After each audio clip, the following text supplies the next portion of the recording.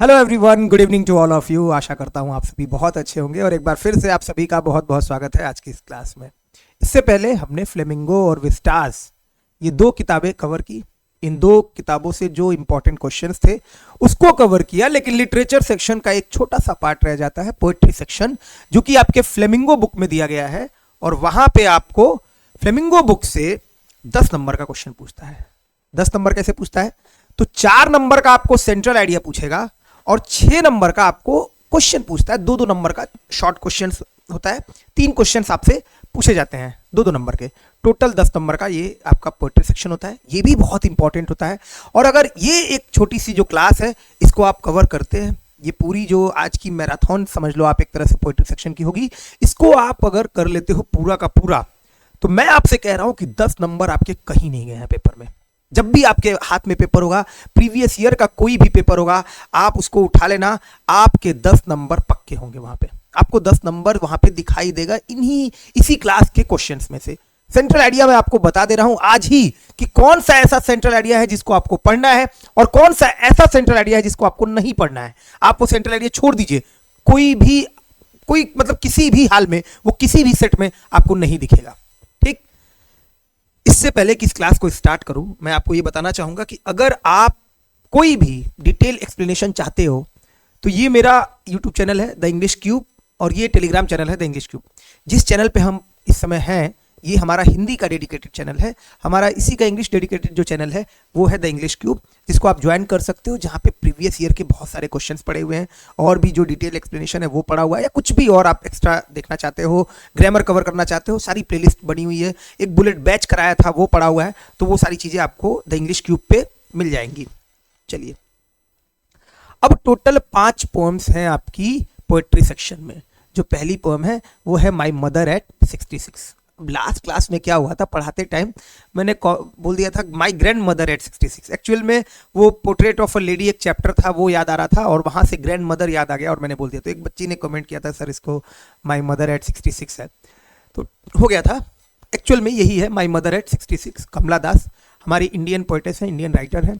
इन्होंने इस पोएम को लिखा है। बहुत ही ब्यूटीफुल पोएम है और बहुत ज़्यादा इमोशन दिखाता है। क्या इमोशन है एक बच्चे के अंदर माँ के प्रति, है ना, वो अपनी माँ को लेकर क्या सोच रही हैं, स्पेशली उस एज में जिस एज में वो खुद एक माँ होती हैं, उस एज में। तो माई मदर एट 66 कमला दास ने लिखा है। सेंट्रल आइडिया के तौर पे ये पोएम बहुत इंपॉर्टेंट है। अगर आप इस सेंट्रल आइडिया को पढ़कर जा रहे हो तो 10 में से 7 बार जब भी सेंट्रल आइडिया होगा तो आपका यही होगा। सेंट्रल आइडिया जो पूछने का फॉर्मेट होता है वो भी मैं आपको समझा दे रहा हूं। टोटल 3 सेंट्रल आइडिया आपके पेपर में आएंगे। मैं आपको मॉडल पेपर भी कराऊंगा, अभी बहुत सारी और भी चीजें हैं जो मैं आपको कराऊंगा। तो आप देखोगे उसमें 3 सेंट्रल आइडिया पूछा जाता है पेपर में। अब क्या होगा कि आपसे कोई भी इन 5 में से 3 दिया जाएगा। जब भी 5 में से कोई 3 सेंट्रल आइडिया दिया जाएगा तो ये तय है कि शुरू के 3 सेंट्रल आइडिया में से एक तो एक होना ही है। अगर मान लीजिए आखिरी के 3 दिए जाते हैं तब भी तीसरा चैप्टर आपका आ जाएगा। अगर बीच में के 3 दिए जाते हैं तो दूसरा तीसरा आ जाएगा। अगर शुरू के 3 दिए जाते हैं तो पहला दूसरा तीसरा तीनों आ जाएगा। यही 3 संभावनाएं बनती हैं, पॉसिबिलिटीज बनती हैं आपसे सेंट्रल आइडिया पूछे जाने की। और 5 हैं और 5 में से 3 आपको दिया जाएगा। अगर शुरू के 3 तब तो पहले दूसरा तीसरा आ गया। अगर इसके बाद ये पहला हटा दिया तो दूसरा तीसरा चौथा आ गया, तब भी 2 और 3 आ गया। और अगर आखिरी के 3 सेंट्रल आइडिया दिया गया तब भी आपका तीसरा चैप्टर तो पूछा ही पूछा जाएगा। मेरे कहने का मतलब ये था कि आप केवल शुरू के 3 सेंट्रल आइडियाज को तैयार कर लीजिए, पहला, दूसरा और तीसरा। ये 3 सेंट्रल आइडिया आप पढ़ लीजिए, आपके पेपर में सेंट्रल आइडियाज का क्वेश्चन खत्म। आपसे जब भी पूछा जाएगा, मैं फिर कह रहा हूं कि यही 3 में से कोई एक सेंट्रल आइडिया होगा। मेरे कहने का मतलब है चौथे चैप्टर और 5वें चैप्टर के सेंट्रल आइडिया को आप टच भी मत करिए, छुई देखिए ही मत। समझ में आ गया? लेकिन आज जब ये क्लास होगी तो इसमें मैं आपको एक्सप्लेन करूंगा क्यों उस सेंट्रल आइडिया को अगर मैं पढ़ा रहा हूं तो क्या उसकी जरूरत पड़ सकती है आपको पेपर में। ठीक, पहला चैप्टर बहुत इंपॉर्टेंट है। जब भी पेपर होगा 10 में से 6 बार 7 बार ये सेंट्रल आइडिया आपको दिखेगा। बहुत बार पूछा गया है माई मदर एट 66। पढ़ते हैं, सेंट्रल आइडिया को समझाने की कोशिश करूंगा मैं आपको और इससे आपको पूरी पोएम भी समझ में आ जाएगी। This poem has been composed by Kamla Das. It is based on the theme of advancing age and fear of loss and separation associated with it. तो ये जो पोएम है ना, इसमें क्या होता है कि कमला दास अपनी माँ के साथ कोची एयरपोर्ट के लिए जा रही होती हैं और उनकी माँ 66 ईयर ओल्ड है और वो कह रही है कि मेरी माँ उतनी ही बूढ़ी है जितनी वो दिख रही हैं, और मुझे ऐसा लग रहा है कि आज जब मैं अपनी माँ को ड्रॉप करके, मतलब मेरी माँ मुझे ड्रॉप करके चली जाएंगी, तो शायद फिर दोबारा जब मैं वापस आऊं कोची तो मैं अपनी माँ को ना देख पाऊं। उनकी ऐसी फीलिंग है, ऐसा इमोशन है, इसलिए वो अपनी माँ को देख रही हैं। अब जब ये सब थॉट आ रहा है तो इसी बीच वो बाहर देखना शुरू कर देती हैं ताकि इन विचारों से थोड़ा हट सके, ऐसे विचार ना आए। और बाहर वो क्या देख रही हैं कि बच्चे खेल रहे हैं, पेड़ जो है ना वो पीछे की तरफ भाग रहे हैं। तो ये चीज से उनका दिमाग थोड़ा डाइवर्ट होता है इस वाले इमोशन से। ये जो पोएम है ये पूरी तरह से उसी इमोशन को दिखा रहा है। किस तरह से कमला दास बता रही हैं कि उनकी माँ जो है इस समय इतनी उम्र की हो चुकी हैं और इस उम्र में जब वो उनको देख रही हैं तो उनको ऐसा फील हो रहा है कि शायद अब ये आखिरी बार वो अपनी माँ को देख रही हैं, इसके बाद जब वो वापस आएंगी तो वो अपनी माँ से नहीं मिल पाएंगी। तो इसका जो थीम है ना वो एडवांसिंग एज पे है और सेपरेशन पे है। The poetess undergoes a plethora of emotions. Plethora of emotion मतलब ढेर सारी इमोशन से होकर गुजरती हैं। When she sees her mother ageing and feels the pangs of separation, जब वो अपनी माँ को बूढ़ा होते हुए देख रही हैं। और पैंग्स ऑफ सेपरेशन मतलब हो गया pain of separation at the thought of losing her, इस बात पे कि कहीं ऐसा ना हो कि वो अपनी माँ को खो दें, कहीं ऐसा ना हो कि नेक्स्ट टाइम जब वो वापस आए तो शायद उनकी माँ न हो। When our poet was driving with her mother from home to the Kochi airport, she noticed that her mother was as old as she looked and could pass away leaving her alone. अभी मैंने आपको बताया कि जब जो कमला दास हैं वो Kochi airport के लिए जा रही होती हैं तब अपनी वो माँ को अपनी बगल में बिठाए होती हैं, कार को वो ड्राइव कर रही होती हैं और वो देखती हैं कि उनकी माँ उतनी ही बूढ़ी हो चुकी हैं जितनी वो दिख रही हैं। Her mother was as old as she looked and could pass away leaving her alone, और शायद हो सकता है कि वो उनको छोड़कर चली जाएं। She looked outside to put that thought away and found that the world outside was full of life and energy. अब वो क्या करती है, इस विचार को हटाने के लिए बाहर की तरफ देखती हैं। She looked outside मतलब कि जो बाहर बच्चे खेल रहे हो रहे हैं, और फिर जो कार में जब आप चलते हो, किसी गाड़ी में आप जा रहे होते हो, तो जो आपके पास की चीज़ें होती हैं वो पीछे की तरफ भगती हुई नजर आती हैं। तो वैसे ही कुछ पेड़ जो है वो पीछे की तरफ दौड़ रहे हैं, तो इनको इन सब चीज़ों में एनर्जी दिखाई देती है, इन सब चीज़ों में थोड़ा लाइफ दिखाई देता है। बच्चे जो खेल रहे हैं उनको अपना बचपन याद आ रहा है या कुछ और इस तरह की कुछ चीज़ें। She also compared her mother face to a late winter moon at the airport, और जब फाइनली वो एयरपोर्ट पे पहुंच रही हैं वहाँ पर जाकर वो अपनी माँ के चेहरे को कंपेयर कर रही हैं कि ये तो लेट विंटर मून जैसा है, बिल्कुल जो फरवरी के महीने में, जनवरी के महीने में स्पेशली जब खत्म हो रहा हो जनवरी, और तब जो मून दिखता है बिल्कुल फेडेड, फीका, वैसा कुछ मेरी माँ का चेहरा दिख रहा है। She felt her childhood's fear of losing her mother, but she did not reveal her real feeling to her. उनको महसूस होता है बचपन वाला डर। बचपन में हमेशा हमें डर होता है अपनी माँ को खोने का कि यार मतलब मेरी मम्मी मुझसे दूर जा रही है, मेरी मम्मी मुझसे दूर चली गई, कब मिलेंगी। तो बचपन में जैसे बच्चा रोता है कुछ उस तरह का डर उनको फील होता है। But she did not reveal, बहुत अच्छा वर्ड है, आपसे सिनोनिम एंटोनिम में पूछा जा सकता है। रिवील का मतलब होता है कोई चीज़ को बताना, उजागर करना। इसके अपोजिट के तौर पे जो अच्छा वर्ड है वो है कंसील, बहुत पूछा गया है। She did not reveal her real feeling to her, she only smiled and said that she would see her again. वो केवल मुस्कुराई और कहती हैं माँ मैं तुमसे दोबारा मिलूंगी, बहुत जल्द मैं वापस आऊंगी और फिर तुमसे मिलूंगी। तो ये सेंट्रल आइडिया था। एक बार इसका स्क्रीनशॉट आप ले लीजिएगा, ठीक है। बहुत बहुत ज़्यादा पूछा जाता है, बहुत आसान सेंट्रल आइडिया है। आपको टेलीग्राम पे आपको ये पीडीएफ डिस्क्रिप्शन बॉक्स में हर जगह पे आपको दे दी जाएगी। अब जो इस चैप्टर से आता है वो आता है एक्सट्रैक्ट बेस्ड क्वेश्चन। आपको पहले ही बताया कि 2 तरीके से पूछा जाएगा हर चैप्टर। पोएट्री सेक्शन में जो 5 चैप्टर्स हैं उनमें से 3 सेंट्रल आइडिया आएंगे, और दूसरा जो चीज पूछा जाएगा वो पूछा जाएगा एक्सट्रैक्ट बेस्ड क्वेश्चन। ये एक्सट्रैक्ट बेस्ड क्वेश्चन क्या है, तो आपको एक एक्सट्रैक्ट दिया जाएगा, उस एक्सट्रैक्ट को पढ़ना होगा और फिर उसके बेस्ड जो है क्वेश्चंस आपके दिए होंगे उस पर बेस्ड, और उन क्वेश्चंस को आपको आंसर देना होगा। जैसे इस वाले चैप्टर से देखिए ये एक छोटा सा एक्सट्रैक्ट दिया हुआ है, तो मैंने जानबूझकर पूरी पोएम नहीं रखी है, मैंने सेंट्रल आइडिया के थ्रू आपको पोएम समझा देना है। और अब जो जो एक्सट्रैक्ट पूछे गए हैं उन एक्सट्रैक्ट को मैं आपके सामने रख दूंगा, और जितने एक्सट्रैक्ट मैं आपको आज कराऊंगा इस पोएट्री सेक्शन से, हर हाल में, है ना, सिर्फ एक बार ही ऐसा होगा अगर आपका पेपर बनेगा 10 में से जब आपको ये एक्सट्रैक्ट नहीं दिखेगा, 9 बार ऐसा होगा कि यही एक्सट्रैक्ट आपको दिखेंगे। इसी तरह के क्वेश्चंस आपसे पेपर में पूछे जाएंगे। तो मेरे प्यारे बच्चों, पहला जो एक्सट्रैक्ट हमारे पास इस चैप्टर का है, और यही एक्सट्रैक्ट इस चैप्टर से बार बार पूछा गया है।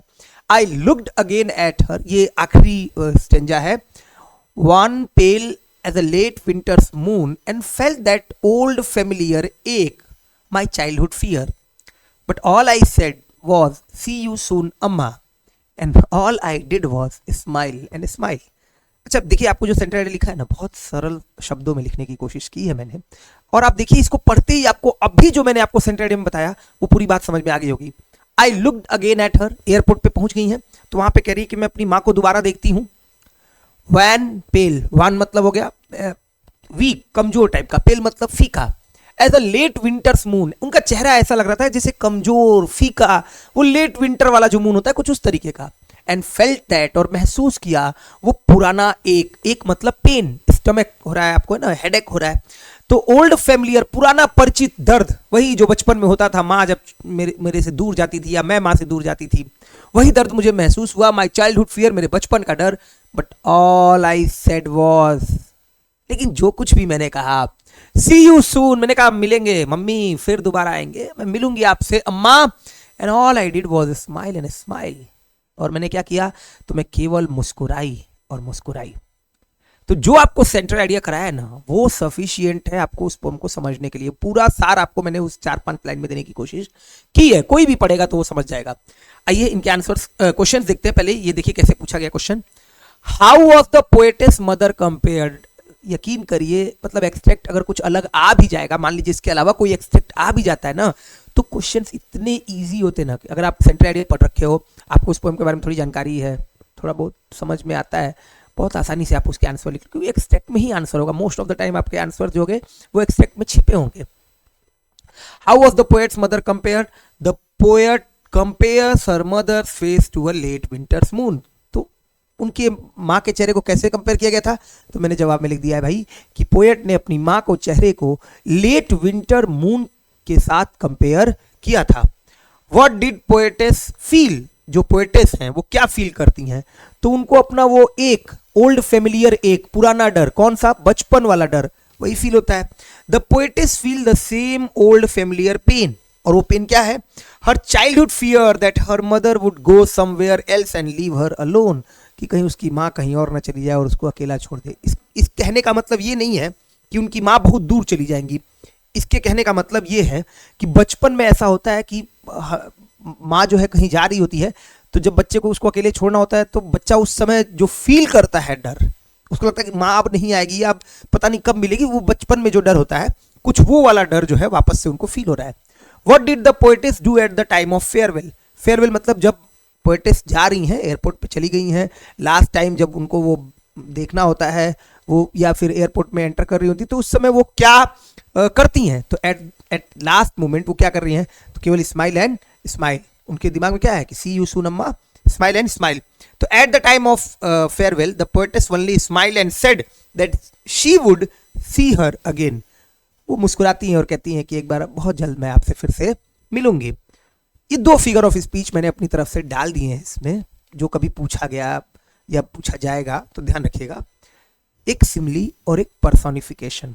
पहले क्या होता था, जो जब एनसीईआरटी वाली किताबें नहीं थी, तो उस समय फिगर ऑफ स्पीच का बड़ा स्पेशल क्वेश्चन आता था। अभी मैं देख रहा हूँ पिछले 3-4 सालों से कि फिगर ऑफ स्पीच हट चुका है। मतलब मेरा मानना ये है, एक क्वेश्चन शायद किसी सेट में आ गया तो आ गया, वरना नहीं आता। आप देखिए ये क्वेश्चन पूछा गया, इन 3 क्वेश्चंस में कहीं नहीं। मैं ऐसे बहुत सारे एक्सट्रैक्ट आज आपको दिखाऊंगा, हर जगह ये नहीं पूछा गया है। एक किसी सेट में आपको दिख जाएगा तो दिख जाएगा।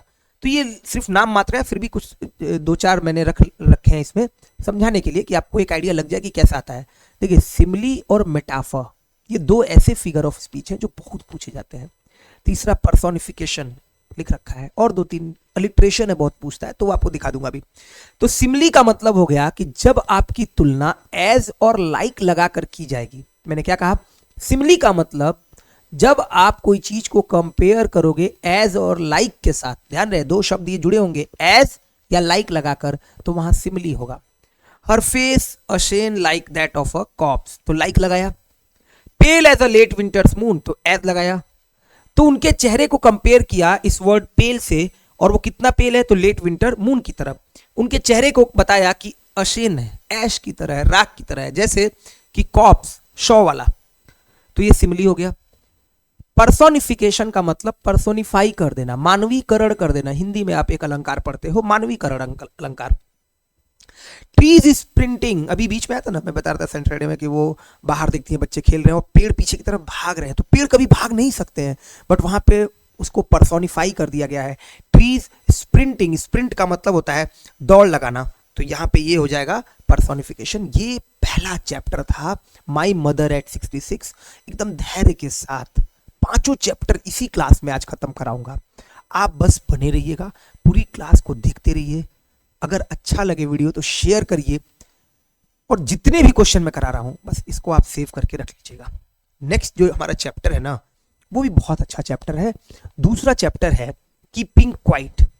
कीपिंग क्वाइट का मतलब आप समझ रहे हो, आपसे क्लास में बहुत बार कहा जाता था बचपन में, कीप क्वाइट, शांत रहो, है ना, डोंट मेक अ नॉइज, शोर मत करो बच्चों, हेड डाउन कर लो, कीप क्वाइट। अक्सर टीचर बोलती थी, तब इस बात का इतना मतलब नहीं समझ में आता था, ये क्या कह रही है, शांत रहो शांत रहो। लेकिन इसी बात पे जो ये पेब्लो नरूडा है, Nobel prize winning poet Pablo Neruda, क्या शानदार बात कही इन्होंने कीपिंग क्वाइट को लेकर। इन्होंने कहा है कि कीपिंग क्वाइट का मतलब सिर्फ इतना नहीं कि आप चुप हो जाते हैं, आप बात नहीं करते हैं। कीप क्वाइट का मतलब हर चीज को रोक देना एक समय के लिए, थोड़े समय के लिए सब कुछ शांत कर दो। और जब उस थोड़े समय पे आप सब कुछ रोकोगे, सब कुछ शांत करोगे, तब जो आपको सुनाई देगा, तब जब आपको यह एहसास होगा कि यार मैं तो केवल भागता हुआ चला जा रहा हूं किसी दौड़ में, मैं तो भाग रहा हूं खाली स्कूल और कोचिंग में, मैं भाग रहा हूं केवल पढ़ाने में और पढ़ने में, इससे भी हटकर कुछ दुनिया है, इससे अलग भी कुछ दुनिया है। वो इस पोएम के थ्रू पेब्लो नरूडा बता रहे हैं। स्पेशली वो कह रहे हैं कि मैं 12 तक गिनूंगा, है ना। अब वो 12 महीने के लिए भी हो सकता है, 12 घंटे के लिए भी हो सकता है, वो पोएट के लिखने का नजरिया है अपना, ठीक। तो यहाँ पे जिस जिस तरह से आप समझ सकते हो कि वो 12 घंटे की बात कर रहे हैं, 12 दिन की बात कर रहे हैं, 12 महीने की बात कर रहे हैं, वो किसी सेंस में जाकर उन्होंने लिखा कि मैं 12 तक गिनूंगा, और जब मैं गिनूंगा उस समय तक आप शांत हो जाइएगा, है ना। और तब आप फील करिएगा कि सारी चीजें बिल्कुल स्ट्रेंज हो जाएंगी, अजीब हो जाएंगी, क्योंकि ऐसा पहले कभी नहीं हुआ था।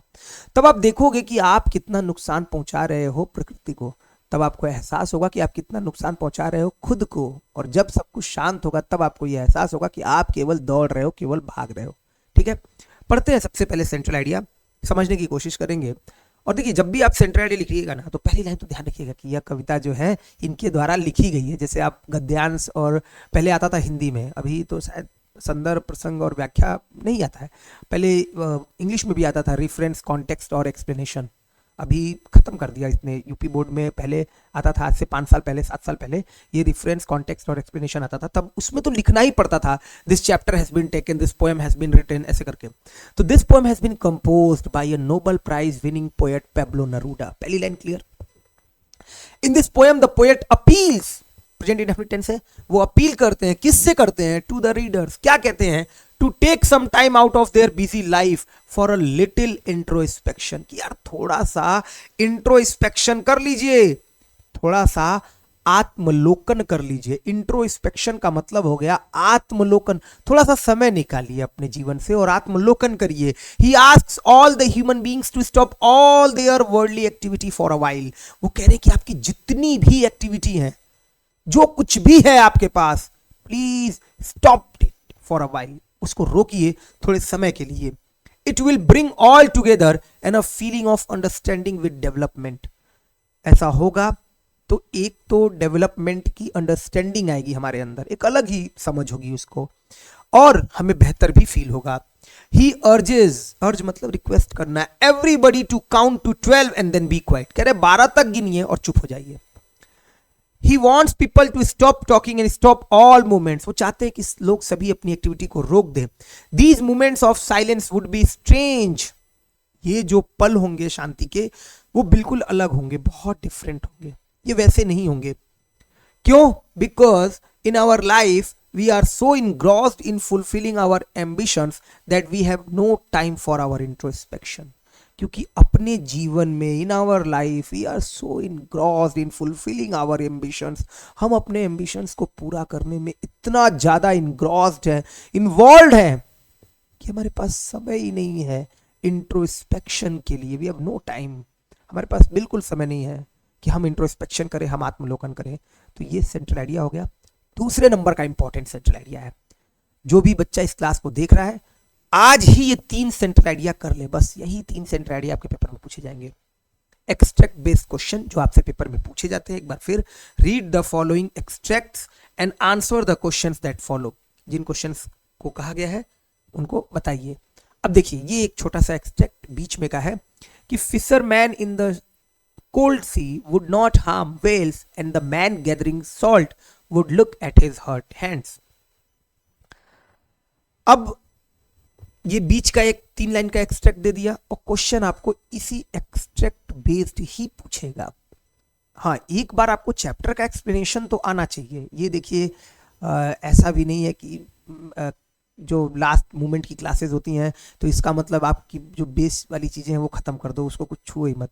देखो आप ये क्लास कर रहे हो तो मैं ये तो मान ही सकता हूँ कि कम से कम एक बार तो एक्सट्रैक्ट पढ़ा होगा, एक बार एक्सट्रैक्ट जरूर पढ़ लेना। और अगर नहीं पढ़ सकते हो, नहीं पढ़े हो, किसी वजह से नहीं पढ़ पाए हो, तो प्यारे बच्चे एक बार मेरा पढ़ाया हुआ एक्सट्रैक्ट का जो एक्सप्लेनेशन है आप देख लेना, द इंग्लिश क्यूब जो मैं यूट्यूब चैनल बना रहा हूँ वहाँ पे जाके। ठीक, अगर आपने नहीं देखा तो वहाँ जाकर देख लेना एक बार, और अगर देखा है तो कोई बात नहीं, बहुत अच्छी बात है, फिर आप और जल्दी उस चीज़ को जोड़ पाओगे।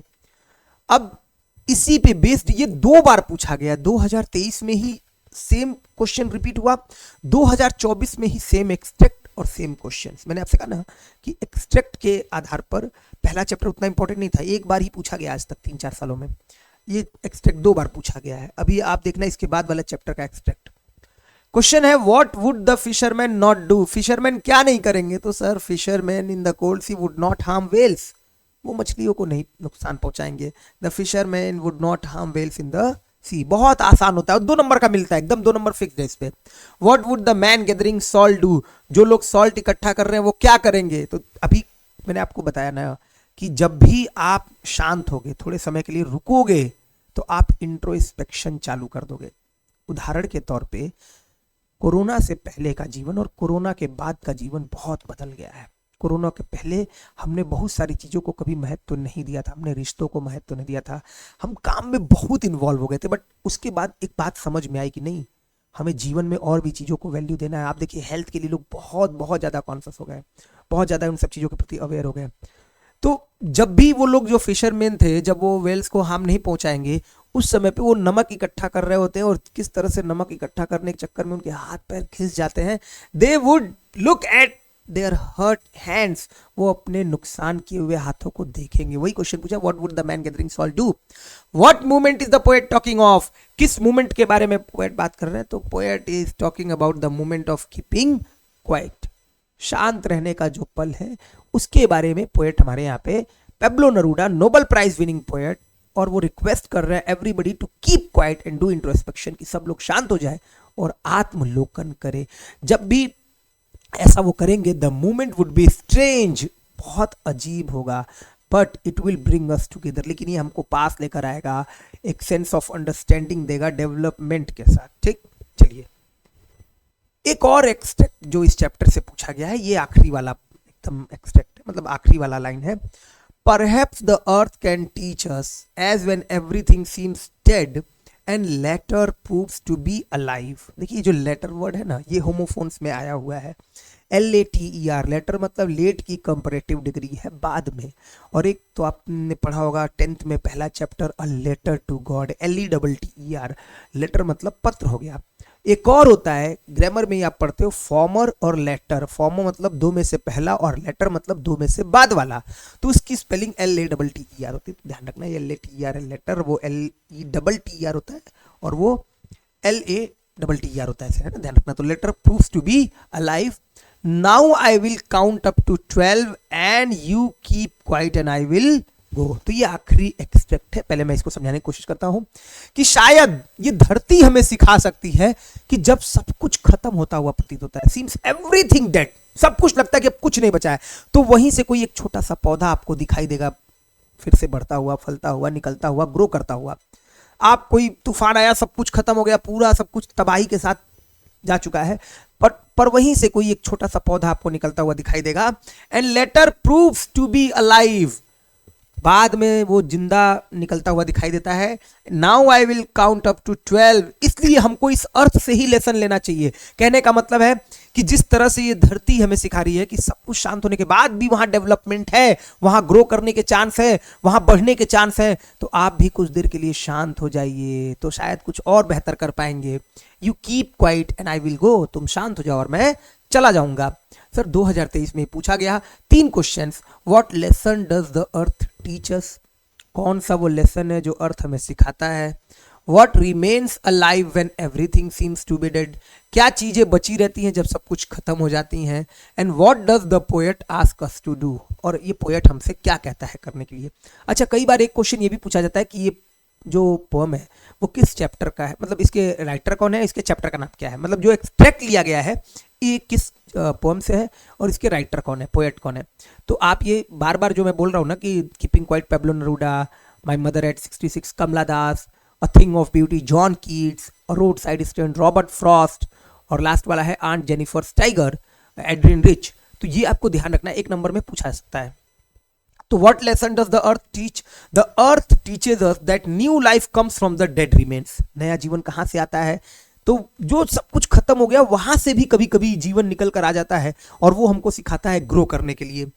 And how there is life under apparent stillness, कैसे एकदम सब कुछ जब शांत नजर आता है ना, अपेरेंट स्टिलनेस दिखता है, वहां पे भी लाइफ है। What remains alive? The earth remains alive when everything seems to be dead. जब सब कुछ खत्म होता हुआ नजर आता है, वहां पे हमें अर्थ अलाइव नजर आ रहा है। What does the poet ask us to do? The poet asks us to keep quiet and stop all our worldly activity. He says that we should spend our few moments in quiet introspection. हमें कुछ समय थोड़ा introspection करना चाहिए। हमें वो कह रहा है कि थोड़े समय के लिए आप शांत हो जाइए। तो ये एक्सट्रैक्ट बेस्ड क्वेश्चन थे कीपिंग क्वाइट से, I think and I hope कि हाँ ये 2 थे। अब हमारा यहाँ से तीसरा चैप्टर चालू हो जाएगा। तो इन 2 चैप्टर्स में मैं उम्मीद करता हूँ कि आपको कोई डाउट नहीं रहा होगा, और ये जो क्लास होगी ना, इस क्लास में आपको धीरे धीरे करके एक एक चैप्टर करके मैं कराता चला जा रहा हूँ। जितने भी क्लास में बच्चे इस समय इस क्लास को देख रहे हैं, मैं आपसे रिक्वेस्ट करता हूँ मेरे साथ आप धैर्य बना के पढ़िए। आपको धीरे धीरे लगेगा ना यार कि कुछ अलग दिख रहा है, यहाँ पे कुछ अलग मिल रहा है, बट वो थोड़ा टाइम के साथ आपको नजर आएगा, तुरंत नजर नहीं आएगा, ठीक है। तीसरा जो पोएम है ना वो है अ थिंग ऑफ ब्यूटी, बहुत बहुत सुंदर पोएम है, बहुत खूबसूरत पोएम है, a thing of beauty. John Keats ने इस पोएम को लिखा है, रोमांटिक पोएट थे जॉन कीट्स, उन्होंने लिखा है अ थिंग ऑफ ब्यूटी। और अ थिंग ऑफ ब्यूटी की परिभाषा बहुत कुछ हो सकती है, बट एक सिंपल लाइन में कहें तो अ थिंग ऑफ ब्यूटी जो है ना वो एक ऐसी चीज है जो कभी शून्य नहीं हो सकती। ये नहीं है कि आज सुंदर दिख रही है और कल नहीं दिखेगी, तब वो थिंग ऑफ ब्यूटी नहीं है, फिर वो सिर्फ केवल सुंदरता है जो आपको अट्रैक्ट कर रही है। थिंग ऑफ ब्यूटी मतलब कि जो आज भी है कल भी रहेगी, और समय के साथ with the passage of time it remains, वो वैसी ही बनी रहेगी, है ना, एज इट इज, बल्कि उसके साथ और बढ़ेगी। वो है thing of beauty, constant source of joy है, it never passes into nothingness, ये कभी शून्य नहीं हो सकती है thing of beauty. Thing of beauty हमेशा बढ़ती चली जाएगी समय के साथ। जब भी आप उसको याद करोगे तो आपको अच्छा फील होगा, ये आपके लिए एक अच्छे सपने जैसा होगा। Thing of beauty is like a sweet dreams, मतलब इस तरह से एक्सप्लेन किया है जॉन कीट्स ने, ठीक है। 1 मिनट का समय लूंगा मैं और फिर इसको आगे कंटिन्यू करता हूं। आप सेंट्रल आइडिया का स्क्रीनशॉट लीजिए और पढ़ते रहिए थोड़ा सा।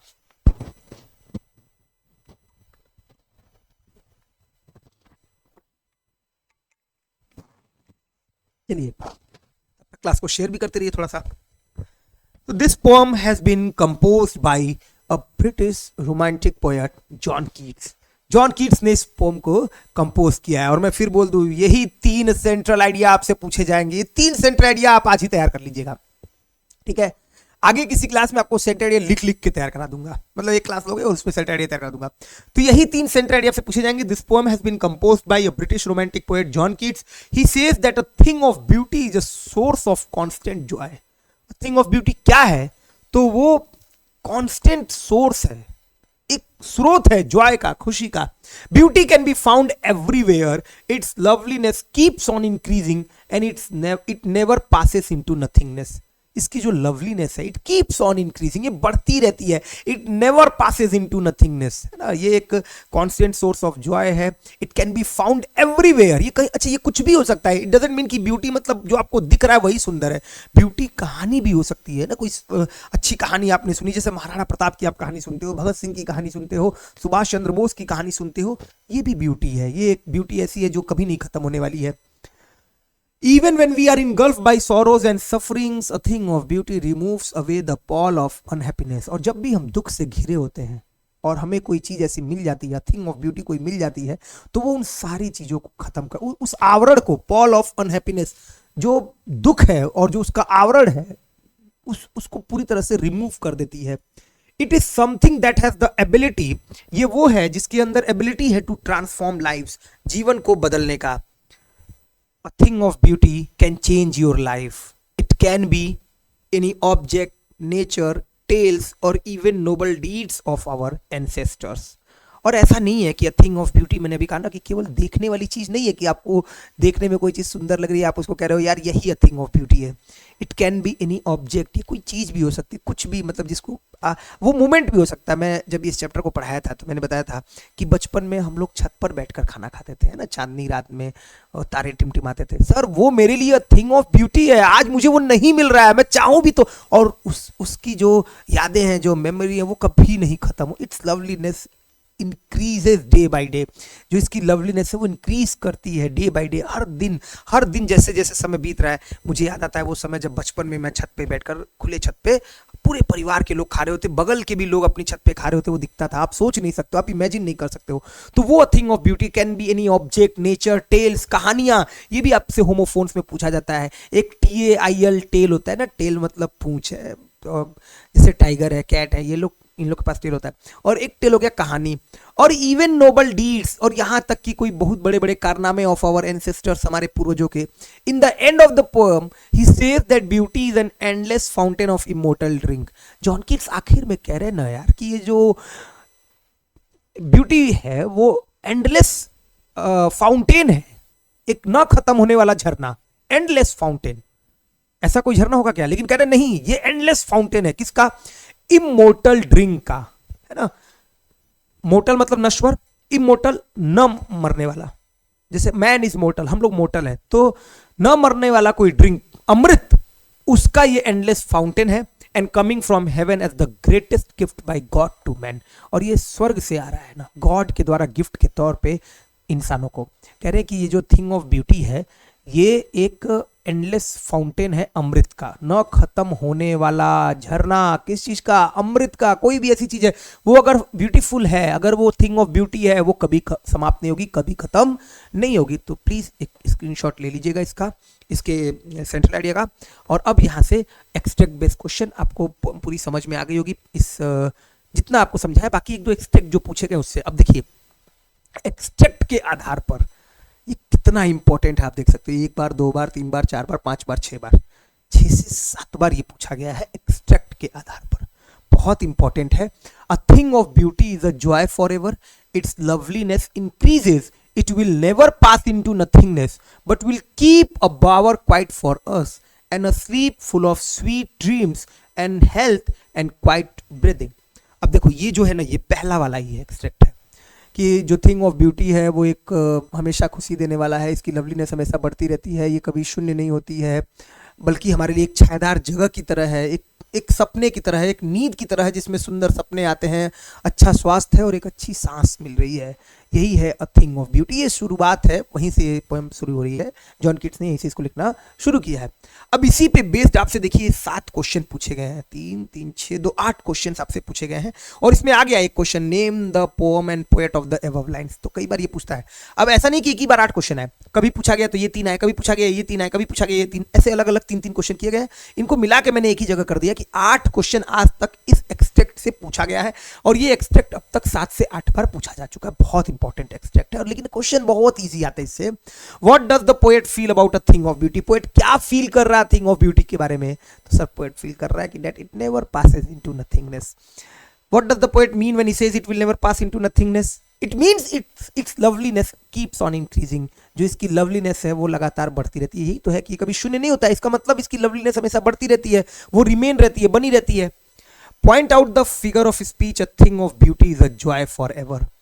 पॉइंट करिए, a thing of beauty is a joy for ever, इसका क्या मतलब है? तो अभी आपको बताया थोड़ी देर पहले कि आज के टाइम पे फिगर ऑफ स्पीच का जो क्वेश्चन है वो केवल नाम मात्र का रह गया, उससे इतना क्वेश्चन पूछता नहीं है।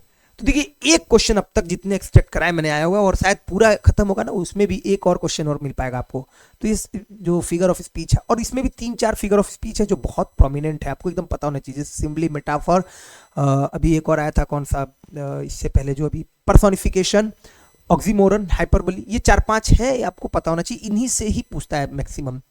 तो इसमें जो अ thing of beauty is a joy for ever है, ये मेटाफर है। सिमली अभी बताया डायरेक्ट कंपैरिजन, और मेटाफर इनडायरेक्ट कंपैरिजन। अगर बोला जाए thing of beauty is like a joy for ever, तो फिर वहां पे सिमली, एज और लाइक करके जोड़ेंगे। तो बाकी ये कहा जा रहा है कि थिंग ऑफ ब्यूटी है ना, वो हमेशा खुशी देने वाला है, उसका कंपेयर कर रहा है, तो ये मेटाफर हो जाएगा।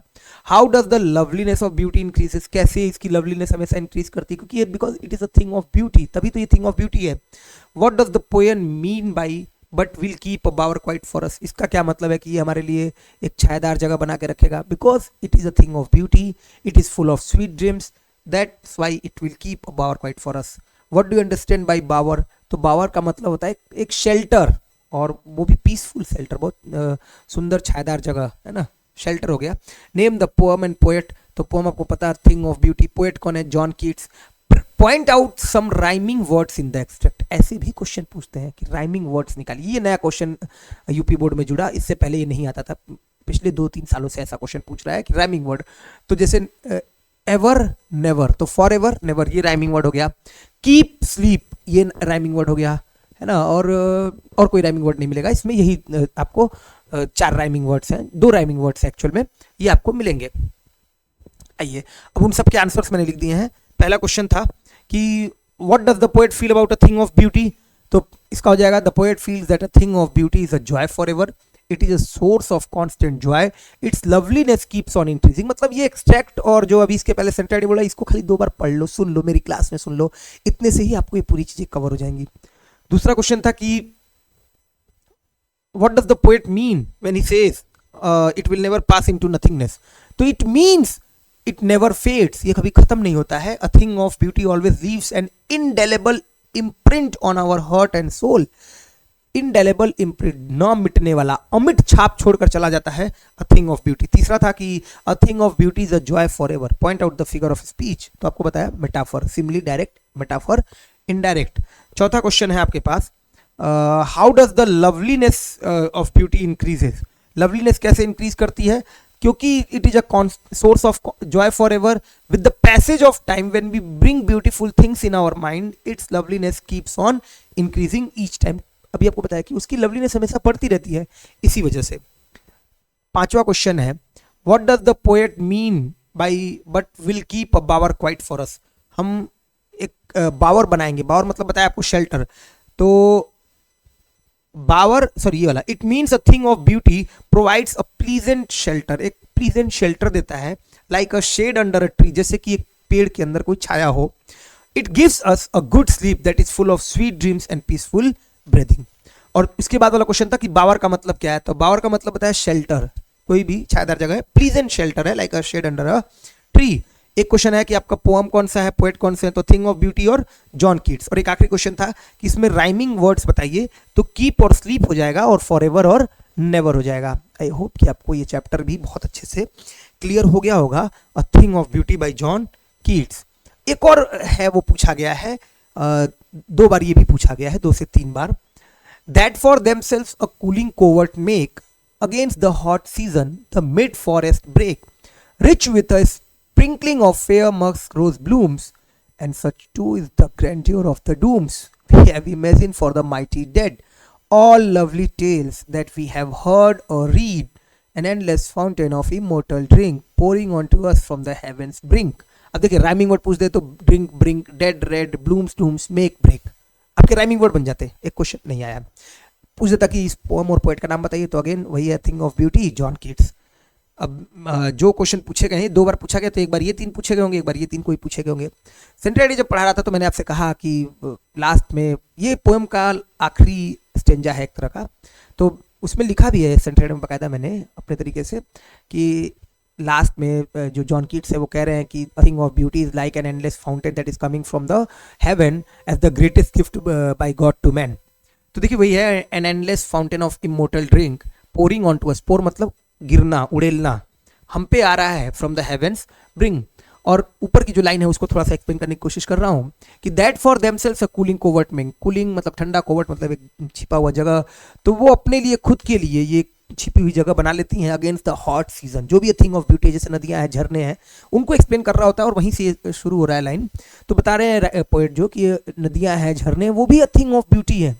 उन्होंने इस पोम में बताया कैसे कि एक छायादार जगह है वो भी अ थिंग ऑफ ब्यूटी है। आप देखिए जो शिप है उसके लिए गर्मी के समय में आप ही चले जाइए, वो छायादार जगह क्या है, वो थिंग ऑफ ब्यूटी है। कभी बचपन में धूप में कहीं जा रहे होगे, रास्ते में कहीं पेड़ के नीचे खड़े हुए होगे, वो जो याद है वो उसको याद कर करके आप हमेशा खुश होते हो, तो थिंग ऑफ ब्यूटी है। Rich with a sprinkling of fair musk rose blooms, और जहाँ भी जो छोटी ये मिड फॉरेस्ट ब्रेक है, छोटी छोटी झाड़ियाँ हैं, वहाँ पे आप देखोगे कि वो मस्क रोज खिले हुए हैं। इवन ये तो है ही अ थिंग ऑफ ब्यूटी। अगर हम तबाही की कहानियां सुने वो भी अ थिंग ऑफ ब्यूटी है। भगत सिंह की अगर हम कहानी सुन रहे वो थिंग ऑफ ब्यूटी है। All lovely tales we have heard और रीड, जितनी भी सुंदर टेल्स हैं, टेल मतलब कहानियां, होमोफोन्स में आएगा, वी हैव हर्ड और read, we have imagine for the mighty dead, जो हमने इमेजिन किया है, जो बहादुर लोग मर गए उनके बारे में, N endless fountain of immortal drink, तो वो सब कुछ, वो जो लवली टेल्स है या जो हमने इमेजिन किया है, जो ग्रैंड्योर भव्यता है, डूम्स की, तबाही की, डिस्ट्रक्शन की, वो सब क्या है, तो एंडलेस फाउंटेन है, न खत्म होने वाला फाउंटेन ऑफ इमोर्टल ड्रिंक का हम पे गिर रहा है from the heavens brink, heaven के किनारे से। क्वेश्चन पूछा गया है what is the grandeur associated with the mighty dead, क्या ग्रैंड्योर एसोसिएटेड है माइटी डेड से। तो the grandeur is associated with the mighty dead because they are those who have sacrificed their life by performing brave and noble deeds। इसलिए grandeur उनसे जुड़ा हुआ है क्योंकि उन लोगों ने अपने जीवन को सेक्रीफाइस कर दिया। भगत सिंह मैं बोल रहा हूं बार बार, तो मेरे कहने का मतलब यही है कि भगत सिंह ने अपने जीवन को सेक्रीफाइस किया अपने देश के लिए, हमारे देश के लिए, और इसलिए हम उनकी कहानियों को सुनकर बहुत अच्छा फील करते हैं। और इसीलिए वो कहानी हमारे लिए, वो जो टेल है, वो जो नोबल डीड उनका किया गया, नोबल डीड मतलब जो उन्होंने अच्छा काम किया है, वो अ थिंग ऑफ ब्यूटी है। नेक्स्ट क्वेश्चन है what is the endless fountain of immortal drink that the poet refers to the poem. वो endless fountain of immortal drink क्या है, तो it means a thing of beauty, क्योंकि a thing of beauty ही क्या है, endless fountain है। कोई भी चीज, मेरे कहने का मतलब है कि अगर कोई चीज अच्छी है तो वो केवल आज अच्छी नहीं होगी, वो कल भी होगी, परसों भी होगी, और आने वाले समय तक रहेगी, वो कई समय तक रहेगी, हमेशा के लिए रहेगी, अनवरत रहेगी, है ना। एंडलेस फाउंटेन हो गया, ना खत्म होने वाला फाउंटेन है, और वो भी अमृत का, अच्छा लगने वाला, ये नहीं कि उसमें से जहर आएगा कभी, वो अमृत है। Is a source of constant joy that is endless, ना खत्म होने वाला। What is pour on to us from heavens brink, heaven के किनारे से हम पर क्या आएगा, क्या गिरेगा। तो सर हेवन के किनारे से all the beautiful things on the earth are given by God as the greatest gift to man. जितनी भी ब्यूटीफुल चीज़ें हैं वो एक शानदार गिफ्ट की तरह हैं, और वो कहाँ से मिला है, तो ऊपर से, भगवान से। किसको मिला है, इंसानों को मिला है, एक बहुत बड़े गिफ्ट के तौर पे। It is pouring on to us from the heaven brink, और ये हेवन के ब्रिंक से आ रहा है। एक आखिरी क्वेश्चन जो इसमें दिया गया है वो है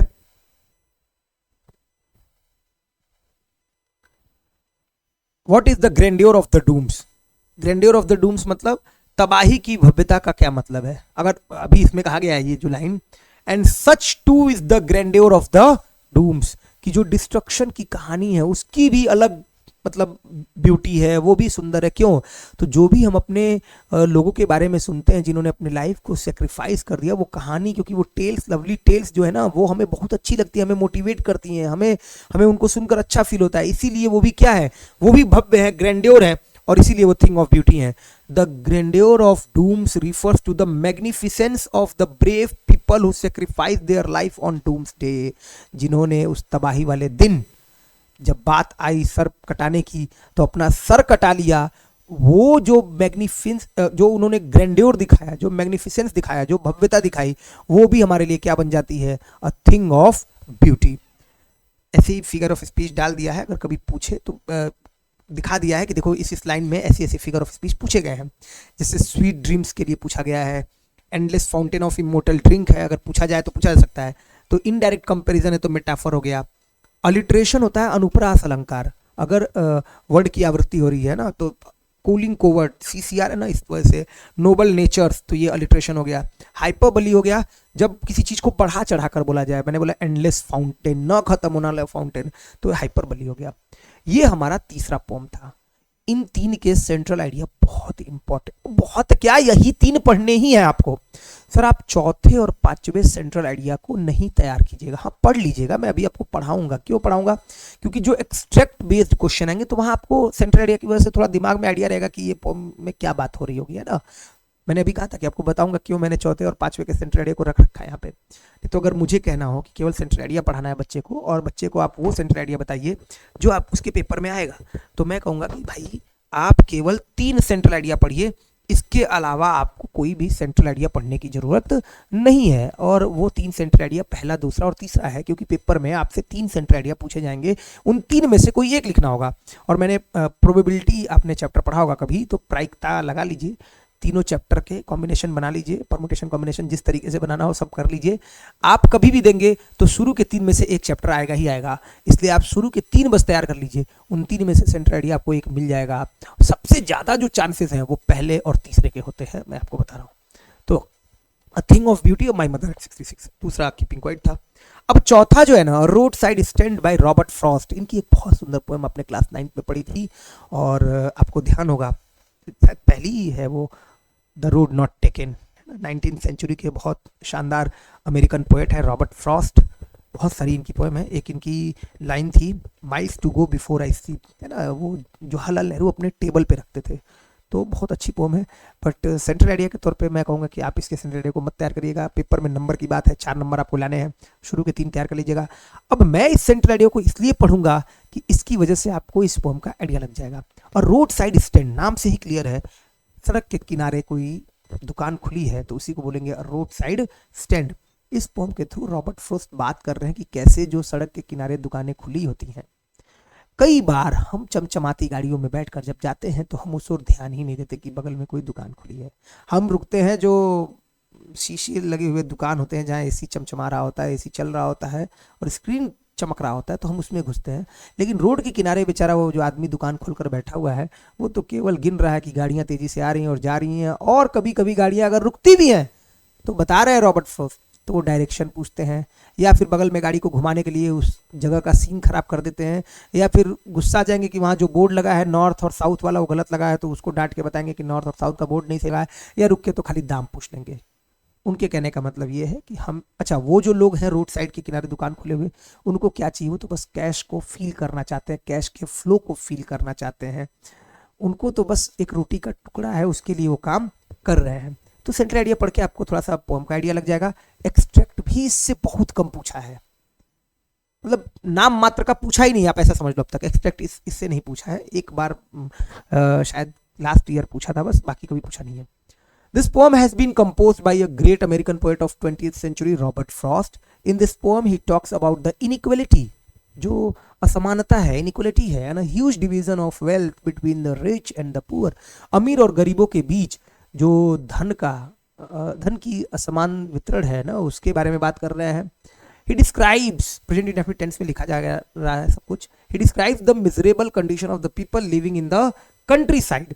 This poem shows the unequal progress and development between the cities and the villages. कैसे शहरों में और गांवों में जो डेवलपमेंट हुआ है ना, जो उत्थान हुआ है, जो वहाँ का विकास हुआ है, वो बिल्कुल अलग रहा है। शहरों में आप देखिए कुछ अलग तरीके से, और गाँव को कोई पूछ नहीं रहा, गाँव के खेतों को बेच दिया गया और वहाँ पे मॉल खुलवा दिए गए।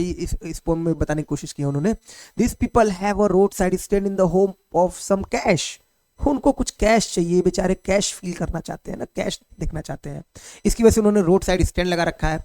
But the rich do not care to stop there, and if they ever stop, the poor people only want to feel the city money in their hand so that they could improve their lifestyle. ये बेचारे लोग तो केवल cash को feel करना चाहते ताकि वो अपने लाइफस्टाइल को चेंज कर पाए। Robert Frost is helpless because he can't put this people out of there pain in one stroke. Robert Frost थोड़ा हेल्पलेस फील कर रहे हैं आखिर में पोएम के, कह रहे हैं कि यार एक बार में मैं भी चाहूं तो इनको इनके दर्द से बाहर नहीं निकाल सकता हूँ। बस इतनी सी ही ये पोम है, इतनी सी ही बात है, इतना सा ही मैसेज है। अगर कभी एक्सट्रैक्ट आ जाता है तो इन द सेंस कि अगर आपसे कभी एक्सट्रैक्ट पूछा जाता है तो एक एक्सट्रैक्ट रखा हूं। The little old house was out with a little new shed in front at the edge of the road where the traffic sped. A roadside stand that too pathetically pled it would not be fair to say for a dole of bread, but for some of the money, the cash, whose flow supports the flower of cities from sinking and withering faint. कितनी अच्छी line लिखी गई है। और यहीं से ये pome start भी हो रही है। रॉबर्ट फ्रॉस्ट ने यहीं से इस कविता को, इस पोम को स्टार्ट किया है कि वो जो छोटा घर है ना, वो अब बाहर निकल आया है एक नए शेड के साथ। मतलब एक शेड लगाकर दुकान खोल दी गई उस घर में, जो सड़क के किनारे एक दुकान घर था। In front at the edge of the road where the traffic sped, सामने रोड के एकदम किनारे जहां पे ट्रैफिक बहुत तेज है, गाड़ियां बहुत तेज भग रही है, वहीं पे। और road side stand that too pathetically pled, एक रोड साइड स्टैंड है, एक सड़क के किनारे की दुकान है, और बहुत दयापूर्वक वो शायद कुछ याचना कर रहा है। It would not be fair to say for a dole of bread, और ऐसा कहना बिल्कुल भी सही नहीं होगा कि वो रोटी के टुकड़े के लिए वहां पे खड़ा है। But for some of the money, उसको कुछ पैसा चाहिए। द कैश, वो कैश, हुज फ्लो सपोर्ट्स, जिसका फ्लो, जब कैश उसके पास आएगा उसको सपोर्ट होगा। The flower of cities from sinking and withering faint, शहर के फूलों को डूबने और मुरझाने से, बेहोश होने से रोकेगा। मतलब शहर के फूल का मतलब क्या हो गया कि ये लोग जो वहां पे अपनी दुकान खोले खड़े हैं उनको शायद डूबने से बचाएगा। ये एक्सट्रैक्ट मैंने एक एग्जाम्पल के तौर पे रख दिया है। क्वेश्चन देखिए कैसे पूछा गया। Where was the stand situated and how was it made? The road side stand was situated at one side of the road. Explain to pathetically pled, आप इसको एक्सप्लेन करिए। तो टू पैथेटिकली आपको बताया याचना करना। They are requesting in most humble way. What was the real aim of those who are running the stand now, जो लोग ये चला रहे हैं उनका रियल एम क्या है? Only to feel the flow of cash. The real aim was to earn some money from the city people who passed from there, उन लोगों से जो शहर के लोग वहां से गुजर रहे हैं उनसे कुछ पैसा उनको मिल जाए। तो अगर आपको सबसे आखिर में कोई पोम पढ़नी होगी ना, सबसे लास्ट करना होगा कि यार इसको अगर मेरे पास है समय तो मैं इसके एक्सट्रैक्ट देखूंगा, अगर समय नहीं है, देखिए अगर है पढ़ लीजिए, बहुत अच्छा है ना। कोई भी काम कभी खराब नहीं हो सकता, जीवन में कभी कुछ भी खराब नहीं हो सकता है। अगर ये लाइफ है, हर हर जगह पे आपको कुछ ना कुछ सिखाएगा, तो आप कीजिए। अगर आप नंबर लेने की बात कर रहे हो, आपके पास समय कम है, इससे पहले आपने नहीं पढ़ा है, तो इस वाले चैप्टर को आप क्रॉस कर दीजिएगा। इससे सेंट्रल आइडिया कभी नहीं आपसे आएगा। एक्सट्रैक्ट पूछे जाने के चांसेस सिर्फ 1% है। अगर आपका भाग्य खराब होगा तो ही आपसे पेपर में यहां से एक्सट्रैक्ट आएगा। 99% आपसे एक्सट्रैक्ट बाकी के 4 चैप्टर से पूछा जाएगा, ठीक है। लेकिन अगर आपके पास समय है तो आप इस चैप्टर को देख लीजिएगा। रोड साइड स्टैंड मैंने करा दिया, मैंने इसलिए इसको छोड़ा नहीं कि इसको भी लगा दिया। अब जो इसका आखिरी चैप्टर है ना, आंट जेनिफर्स टाइगर, एक्सट्रैक्ट के लिए ये भी इंपॉर्टेंट है। एक्सट्रैक्ट इससे पूछता ही पूछता है। एक्सट्रैक्ट के लिए अगर मैं 2 चैप्टर कहूं तो अ थिंग ऑफ ब्यूटी के एक्सट्रैक्ट बहुत बार पूछे गए हैं, और दूसरा आंट जेनिफर टाइगर के एक्सट्रैक्ट बहुत पूछे गए हैं। सेंट्रल आइडिया के तौर पे पूछा जाता है, लेकिन मैंने आपको बताया कि सिर्फ आप शुरू के 3 सेंट्रल आइडिया तैयार करिए, आपका जब भी पूछा जाएगा इन 3 में से एक जरूर रहेगा। तो इसलिए आप कुछ भी कॉम्बिनेशन मत बिठाइएगा कि मैं ये पहला करूं, तीसरा करूं, पांचवा करूं। आप आखिरी के 2 सेंट्रल आइडिया पढ़िएगा ही मत तैयार करिएगा। आप शुरू के 3 करिएगा, उसमें से एक आ जाएगा। एक्सट्रैक्ट के लिए आपको सारे सेंट्रल आइडिया मैं बता दे रहा हूं एक बार। तो इसके भी सेंट्रल आइडिया को एक बार बता रहा हूं कि आंट जेनिफर के टाइगर का मतलब ऐसा बिल्कुल नहीं है कि आंट जेनिफर के पास यहां पर टाइगर है। यहां पर आंट जेनिफर अपनी सोच को बता। एड्रिन रिच, इनकी भी एक पोम आपने क्लास 10 में पढ़ी थी, है ना, द ट्रीज करके एक पोम थी, शायद आपको ध्यान ना आ रही हो, ठीक है। तो यहां पे जो आंट जेनिफर हैं, उनके टाइगर का मतलब कि वो टाइगर्स ड्रॉ कर रही हैं ना, और वहां पे वो बताना चाह रही है कि किस तरह से ये जो पुरुष प्रधान समाज है वो महिलाओं को कितना दबा कर रखता है, लेकिन उनकी सोच को कभी नहीं दबा सकता। उनके जो टाइगर्स हैं वो फ्रीली दौड़ रहे हैं, बल्कि बाहरी जीवन में उनके हाथ कांप रहे हैं। उनको ड्रॉ करते, जब वो कढ़ाई कर रही हैं उन टाइगर्स को, तो उनके हाथ कांप रहे हैं। वो सुई जो है ना, हाथी के दांत से बनी हुई सुई भी बहुत भारी नजर आ रही है उनको, जबकि उधर जिन टाइगर्स को ड्रॉ कर रही हैं वो फ्री हैं, उनको कोई कंट्रोल नहीं कर सकता। लेकिन इनको, इनके ऊपर कंट्रोल है। तो किसका कंट्रोल है? इनके हस्बैंड का कंट्रोल है। जब से इन्होंने शादी की है उनके हाथ में एक अंगूठी है, उस अंगूठी का भार बहुत ज्यादा है और वो मरते दम तक रहेगा। यही इस पोम का जिस्ट है। जिस्ट मतलब हो गया इस पोम का सार है। तो पहले सेंटर आइडिया पढ़ लेते हैं ना। ये सेंटर आइडिया किस लिए पढ़ रहे हैं, ताकि आपको ये समझ में आ जाए ये पोम किस बारे में, ताकि एक्सट्रैक्ट बेस्ड जो क्वेश्चन है वो जल्दी कर पाओगे आप। This poem has been composed by Adrian Rich. It addresses the constraints of married life that a woman experience. एक महिला जो अनुभव करती है यातनाओं को शादीशुदा जीवन में, उसके बारे में ये बता रहा है। It is about how the power of patriarchy control women's form but not their mind. ये दिखा रहा है कि कैसे, देखिए मैन का प्लूरल मैन होता है, उसी तरह वुमेन का प्लूरल विमेन होता है ना, तो इसको ध्यान रखिए। विमेन के फॉर्म को तो कंट्रोल कर सकता है, उसके रूप को कंट्रोल कर सकता है, बट नॉट देयर माइंड। उसके माइंड को कंट्रोल नहीं कर सकता, उसकी सोच को कंट्रोल नहीं कर सकता ये पैट्रियार्की समाज। She makes the point by representing the wild interesting powerful tigers embroidered by aunt Jennifer and constructing them with aunt Jennifer herself. वो क्या कर रही हैं आंट जेनिफर, एड्रिन रिच, वो इस पॉइंट को रिप्रेजेंट कर रही हैं, दिखा रही हैं कैसे उन वाइल्ड इंटरेस्टिंग और पावरफुल टाइगर्स को कढ़ाई करवाते हुए आंट जेनिफर के द्वारा, और उसको कंट्रास्ट कर रही हैं। कंट्रास्ट मतलब उसको अलग अलग दिखाना, एकदम पूरा क्लियर डिफरेंस दिखाना आंट जेनिफर के साथ। Aunt Jennifer's tigers prance across screen. Aunt Jennifer के टाइगर जो है वो दौड़ रहे हैं, उछल कूद रहे हैं एक स्क्रीन पे। They are topaz dwellers of green world, और वो निवासी हैं। ड्वेलर्स मतलब निवासी, टोपाज मतलब होता है चमकने वाला पत्थर, ग्रीन वर्ल्ड के वो पीले चमकने वाले पत्थर जैसे निवासी हैं, टाइगर जैसे होते हैं जिस कलर में। And do not fear the man, और वो आदमी से नहीं डरते हैं। ये आंट जेनिफर डर रही हैं, आंट जेनिफर जैसे लोग डर रहे हैं, बट उनके बनाए हुए टाइगर्स नहीं डर रहे हैं। ये दिखाता है सोच, और यही वो लाइन लिखा गया है कि वो कंट्रास्ट कर रही हैं आंट जेनिफर और उनके द्वारा बनाए गए टाइगर्स को। But the reality of Aunt Jennifer is that she is feeble and weak. Feeble मतलब कमजोर, बहुत बार ये वर्ड पूछा गया सिनोनिम में।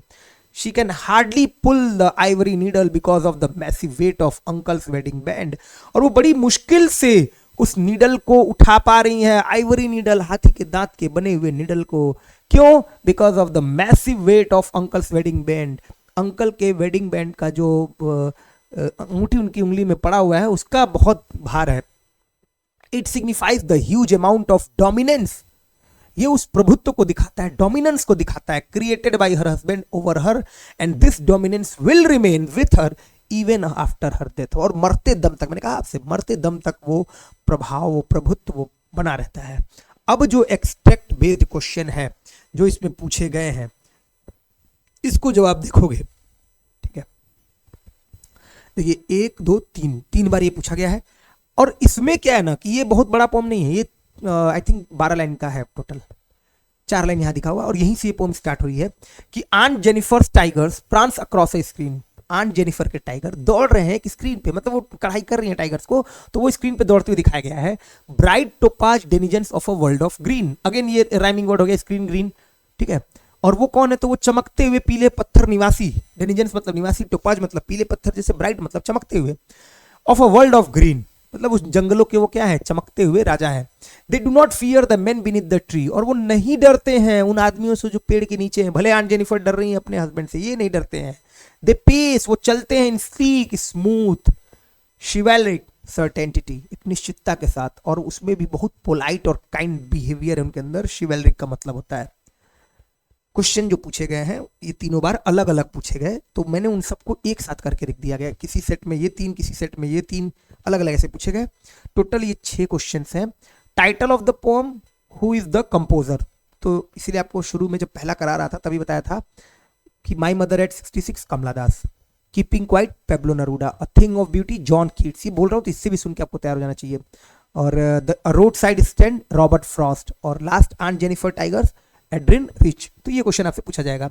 Give the central idea of the extract, ध्यान रहे, not of the poem, extract in about 25 words. In 25 words you have to write the central idea of this extract. Write down the rhyming words. देखिए इसमें वो दोनों question आ गया जो मैं आपसे कह रहा था। एक तो अगर यही 3 क्वेश्चन आ जाए तो सोचिए एक्सट्रैक्ट का क्या मतलब रह गया। एक्सट्रैक्ट बेस्ड क्वेश्चन का एक रटा रटाया क्वेश्चन आपसे पोएम और कंपोजर पूछ दिया, एक रटा रटाया क्वेश्चन आपसे राइमिंग वर्ड जो दे रखा है स्क्रीन और ग्रीन पूछ दिया। आंट जेनिफर के टाइगर कैसे बिहेव कर रहे हैं, तो they do not fear, they pace in sleek chivalric certainty. And how do tiger space, tiger कैसे चलते हैं, तो अगेन इस तरीके से वो टाइगर चलते हैं। आंसर्स देख लेते हैं। पहला क्वेश्चन है टाइटल ऑफ द पोएम, तो बता ही दिया। दूसरा सेंटर आइडिया है इस एक्सट्रैक्ट का, तो आंट जेनिफर के टाइगर जो है वो प्रांस कर रहे हैं। They do not fear the man beneath the tree, वो उन इंसानों से नहीं डर रहे हैं। They are topaz dwellers and they pace in sleek and chivalric certainty. यकीन मानिए आपको 2 नंबर पूरा पूरा मिलेगा यहाँ पे इस तरह से लिखने के लिए। राइमिंग वर्ड्स बोला था तो स्क्रीन और ग्रीन लिख दिया। चौथा और पांचवा क्वेश्चन इसमें था कि आंट जेनिफर के टाइगर कैसे बिहेव करते हैं और वो आदमियों से क्यों नहीं डरते। तो देखिए कैसे बिहेव करते हैं, तो ये स्क्रीन पे दौड़ रहे हैं और ये लोगों से नहीं डरते। और कैसे बिहेव करते हैं, तो again they do not fear the man beneath the tree because they are brave, confident and fearless. और कैसे चलते हैं, तो they pace in sleek chivalric certainty. एक और एक्सट्रैक्ट इसी पोम का है और ये बीच का एक्सट्रैक्ट है, ठीक है।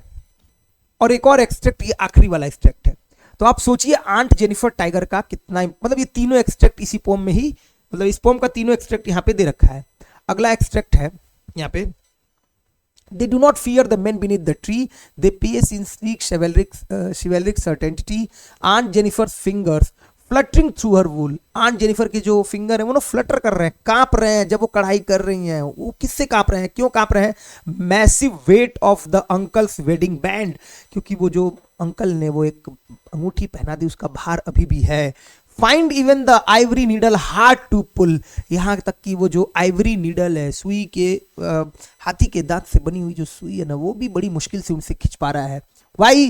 Because she has been burden, उनके ऊपर बर्डन कर दिया गया है। किससे? वो मैसिव वेट जो है uncle's wedding band sits heavily upon Aunt Jennifer hand, और वो बहुत बुरी तरीके से आंट जेनिफर के हाथों पे बैठा हुआ है। ये देखिए इसको पर्सोनिफिकेशन कहते हैं।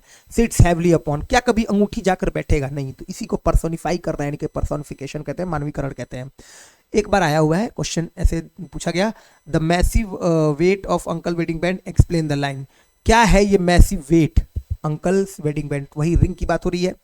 Explain the phrase chivalric cert, ये अलिट्रेशन हो जाएगा यहाँ पे अगर पूछेगा तो। शिवेलरिक सर्टेनिटी, तो शिवेलरिक सर्टेनिटी का मतलब जो पोलाइट और काइंड बिहेवियर है specially towards women, that is called chivalric, है ना। शिवेलरिक सर्टेनिटी हो जाएगी।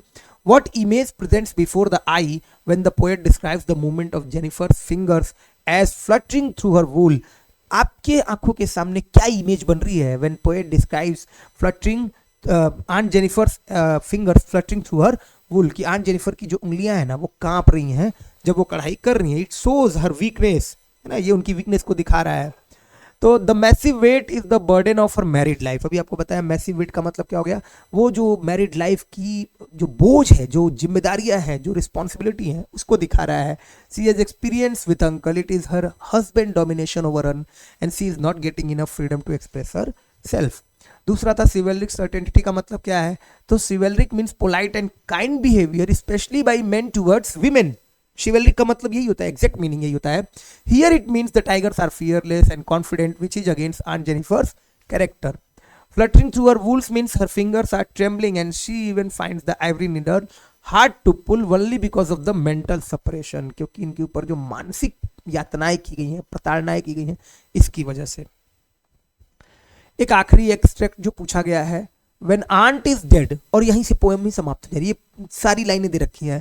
When aunt is dead, जब आंट मर जाती हैं, her terrified hands will lie, उनके वो कांपे हुए हाथ, डरे हुए हाथ वैसे ही पड़े हुए हैं। Still ringed with ordeals she was mastered by, but again वो हाथ घिरे हुए हैं, रिंग्ड हैं उन यातनाओं से जिनसे उनको मास्टर किया गया, उनको कंट्रोल किया गया। The tigers in the panel that she made will go on prancing proud and unafraid, लेकिन जिन टाइगर्स को उन्होंने ड्रॉ किया था वो तो वैसे ही फ्री घूम रहे हैं, लेकिन आंट जेनिफर जो मर गई हैं फिर भी उन रिस्पॉन्सिबिलिटी से नहीं बच पा रही हैं, और वो अंगूठी अभी भी उनकी उंगली में पड़ी हुई है। इस पे बेस्ड क्वेश्चन पूछा गया कि why are Aunt Jennifer's hands called terrified, क्यों कहा जा रहा है, तो they are terrified because she has become weak and shaken after getting the bitter experience of her married life. Married life का बिटर एक्सपीरियंस, बिटर मतलब आप कह सकते हो कड़वा, है ना, जो कड़वा अनुभव उन्होंने लिया है ना, उसकी वजह से उनका जीवन बहुत बहुत कमजोर हो गया है। आंट जेनिफर कैसे टाइगर को कहाँ बना रही हैं, तो वो एक पैनल पे बना रही है with the help of Ivory needle. Name the poem and the poet of the above line, कहा आपसे बहुत बार पूछा जाता है ये क्वेश्चन। तो अन जेनिफर टाइगर, एड्रिन रिच, इसमें स्पेलिंग ध्यान रखना, ADRIENNE, एड्रिन रिच, ठीक है। तो ये नाम था, ठीक है, और ये आखिरी स्लाइड थी। अब एक बात मेरी ध्यान से सुनिएगा, ये आपको पूरी क्लास लगभग मुझे लग रहा है 1 घंटे के आसपास जारी होगी, है ना। तो लगभग 1 घंटे या 50 मिनट कुछ ऐसे आसपास की होगी, 1 घंटे के आसपास की जारी होगी क्लास। इस क्लास में आपको 5 पोएम मैंने करा दिया, सेंट्रल आइडिया 3 आपको इंपॉर्टेंट बता दिए, एक्सट्रैक्ट सारा बता दिया। देखिए, अगर जब भी आप कहते हो कि सर मैं चाहता हूं 1 घंटे में पूरा ये 10 नंबर मेरा तैयार हो जाए, तो सर यही वो घंटा है जिस घंटे को आप कवर करते हो और आपका 10 नंबर पूरा कवर हो जाता है। और ये मान के चलिए कि इससे 10 नंबर, अगर थोड़ा भी बच्चा ना समझदार होगा तो इस क्लास को बहुत अच्छे से कर लेगा, उसके 10 नंबर कहीं नहीं जाएंगे, ठीक है। इसके अलावा इस सेक्शन में कुछ बचता नहीं है, पोएट्री सेक्शन में ऐसा नहीं कि इसके अलावा कुछ और कराने को रह जाता है। फिर भी कभी और एक और क्लास लेकर आऊंगा तो मैं एक क्लास और कराऊंगा अलग तरीके से, इसका कुछ और तरीके से। इसके अलावा अगर आप चाहते हो कि किसी पोम का डिटेल एक्सप्लेनेशन, आप भाई अगर छूट गया, देखिए की हो तो बहुत अच्छा है, और अगर छूट गया है कोई वजह से, आपने नहीं कर पाया हो, आप नीट जेई की तैयारी कर रहे थे और लास्ट मोमेंट पे बिल्कुल जुड़े हो, कोई बच्चा इस क्लास को देख रहा हो, तो ये इंग्लिश वाला हमारा चैनल है the English cube, Telegram channel है द इंग्लिश क्यूब, यहाँ पर आप जुड़ जाइएगा। वहाँ पे भी अब आपको धीरे धीरे चीज़ें दिखाई देने लगेंगी। इसके अलावा बहुत सारे एक्सप्लेनेशन, बहुत सारे ग्रामर की जो चीज़ें हैं वो वहाँ पे हैं, प्लीज़ इसको ज्वाइन कीजिएगा। इसके अलावा अगर ये वीडियो अच्छा लग रहा हो, जो भी लोग इस क्लास को देख रहे हैं, पसंद आ रहा हो, तो आप प्लीज़ शेयर कीजिएगा। कमेंट बॉक्स में जैसे आपके मैंने देखे ग्रामर की चीज़ों के लिए आप बहुत परेशान हो रहे हो, एक बार जब ग्रामर स्टार्ट होगा तो वो भी खत्म हो जाएगा। टोटल 10 टॉपिक्स हैं, वो सारी चीज़ों को मैं कवर करा दूंगा। उम्मीद करता हूँ कि आपको आज की क्लास अच्छी लगी होगी, बेहतर फील कर रहे होंगे। लिटरेचर सेक्शन हमारा पूरा कवर हो गया, 40 नंबर का मैंने आपको 2 2 4 1 5 क्लास में कवर करा दिया है। अब एक मैराथन करा दूंगा ना पूरा, तो ये पूरा सब खत्म हो जाएगा एक बार में, जब भी कराना होगा। तो इन्हीं 5 क्लास को आप सेव करिए, इन्हीं को बार बार देखिए, आपके पेपर में यहीं से आएगा, ठीक। जब पेपर आएगा उस दिन बैठ के मिला लीजिएगा, ठीक है। चलिए आज के लिए इतना ही है, थैंक यू।